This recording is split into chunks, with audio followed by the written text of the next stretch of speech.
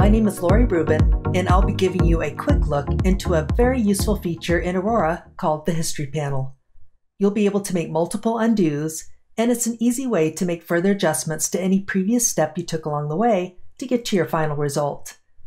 Let's open an image that was previously enhanced with several filters and saved with the history. To see all the steps that it took in order to get to the final image, we can take a look at the History Panel. As you can see, the first step is to reduce the intensity of the colors by moving the saturation slider in the color section to the left. This looks more natural, but the blue sky is a bit too muted. The next step was to bring back the saturation in the blue sky by moving the blue slider under the HSL to the right a bit. The last step was to soften the clouds with image radiance by moving the amount slider to the right.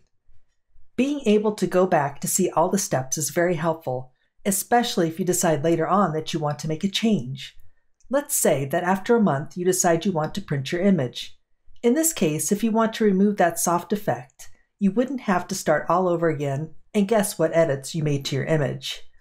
Selecting the step that we made just before adding the image radiance effect will remove that effect. Let's go ahead and add the HDR Enhance filter to bring out the details a bit more. Now when we go back to our history, you'll see that the image radiance filter has been replaced with our new filter. Another reason why you might want to use the history panel is to compare the original version of the image you started with or to start over. You can either scroll down to the beginning where it says original or click on the reset arrow.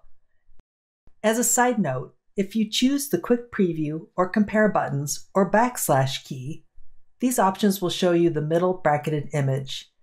In this case, I shot a 5 bracketed image series with one stop apart.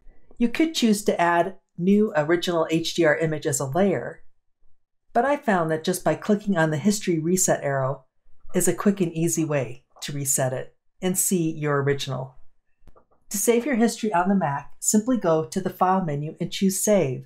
You'll notice that there are several choices for you to select. Save Original Resources to Document will include your raw file, if that is what you started out with, your filters and any adjustments that you made to them, all of your layers, textures, overlays if you added these. Save to History to Document includes your history and all the steps that you made to get to your final image.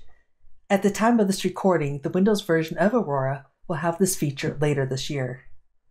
Windows Compatible will allow you to open a native Luminar file on the Windows version of Aurora. Your original resources will be included, but not history. As you can see, using history to see the steps that you took to get to your final image, and also the ability to make additional changes to previous steps is very useful. The next time you're editing an image in Aurora, be sure to make use of this very handy feature.